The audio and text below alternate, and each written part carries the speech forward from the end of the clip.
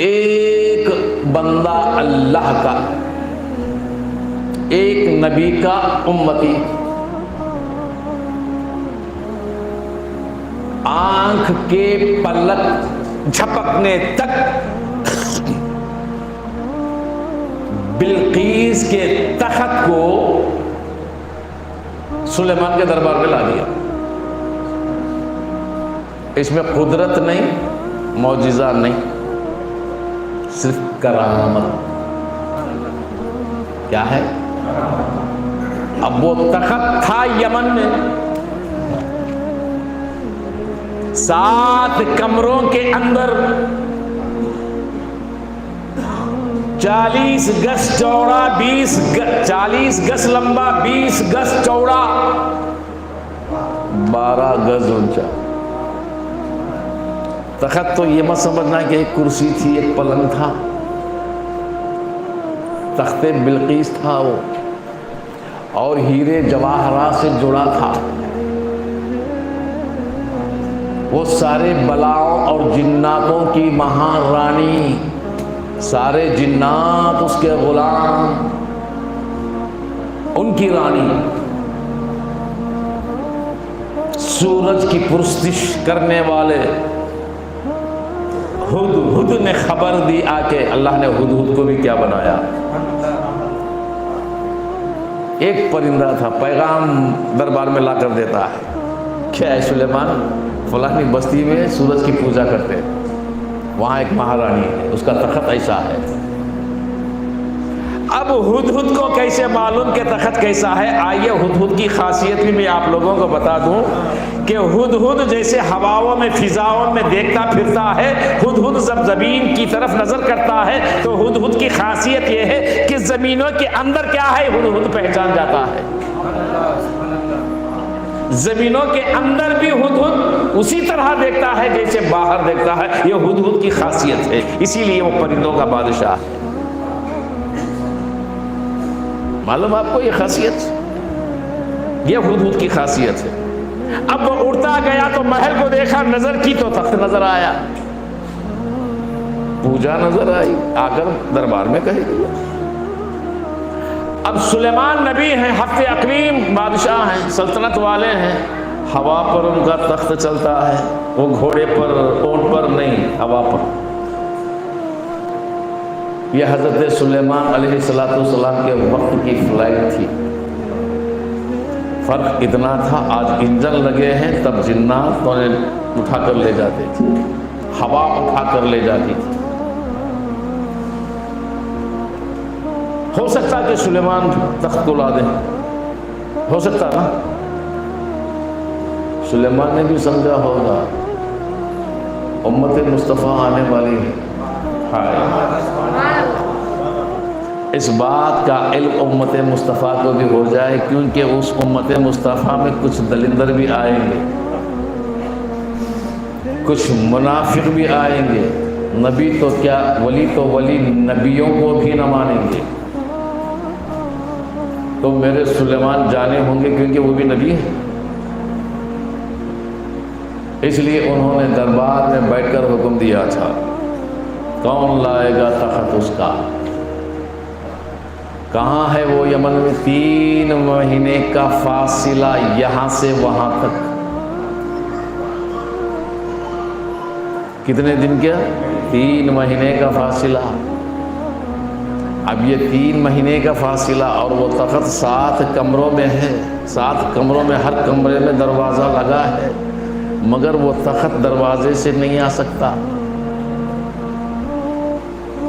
اتنا بڑا تخت ہے کہ جب مہارانی بلقیس تخت پر بیٹھتی ہے تو سب کو دیکھتی ہے، مگر کسی کی نظر بلقیس پر نہیں پڑتی۔ اس حساب سے وہ تخت بنایا گیا تھا، سونے چاندی ہیرے جواہرات سے جڑا تھا۔ تو ان 7 کمروں سے نکالنا، نہ چوکھٹ توڑے، نہ دیوار توڑے، نہ سواری لے کر گئے، نہ جناتوں کو ساتھ میں لے کر گئے، نہ ہوا کو حکم دیا، مگر لائے کیسے تھے؟ کیسے ہوں گے؟ یہ بات آئے گی کسی کی عقل ہوش میں ہے؟ دربار میں سلیمان نے حکم دیا، طاقتور جن اٹھ کر کہا میں دربار کے ختم ہونے سے پہلے لاؤں گا۔ دربار کب ختم ہوتا ہے؟ شام کو۔ تو سلیمان نے کہا اس سے بھی جلدی۔ اگر جن کو اجازت دے دیتے تو آج لوگ انسان سے زیادہ پاورفل جن کو جان جاتے، تو انسان کی اہمیت گر جاتی ہے نا۔ ارے انسان تو انسان اشرف المخلوقات ہے، سارا عالم اسی کے تابع دار ہے۔ اسی لیے سلیمان نے فرمایا اس سے بھی جلدی۔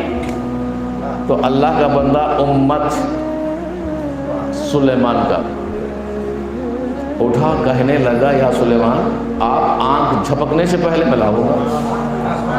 اب ان سے پوچھو گئے کب، اٹھائے کب، لائے کب، کیسے لائے؟ حضرت سلیمان نے پلک جھپکا، تخت سامنے، تخت دربار میں۔ یہ کون بیان کر رہا؟ قرآن پڑھ کر دیکھو، سورۃ نمل میں اس کا پورا واقعہ آیا ہے قرآن میں۔ اب اس کو الحمدللہ ہم مانتے ہیں، کچھ دلندر ہیں وہ بھی مانتے ہیں، کچھ منافق ہیں وہ بھی مانتے ہیں، کچھ خبیث ہیں وہ بھی مانتے ہیں۔ کیوں؟ یہ قرآن ہے، سب مانتے ہیں۔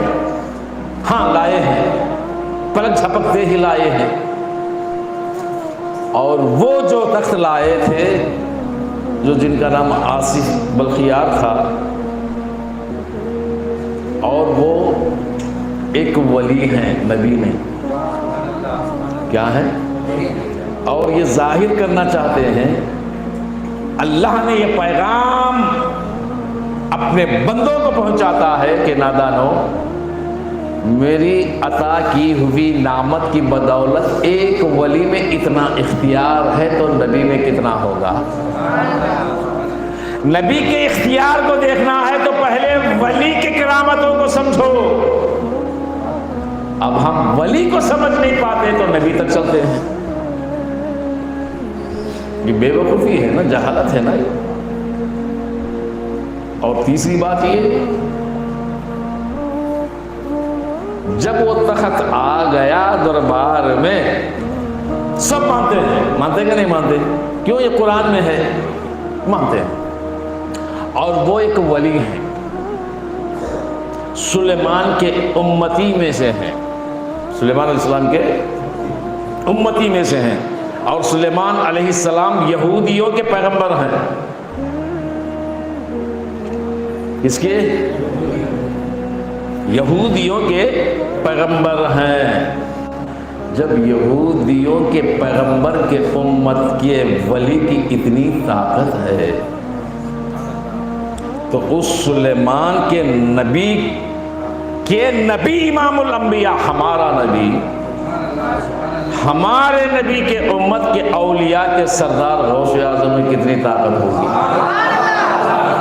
زبور کا علم رکھنے والے کے پاس اتنی طاقت ہے تو قرآن کا علم رکھنے والے کے پاس کتنی طاقت ہوگی؟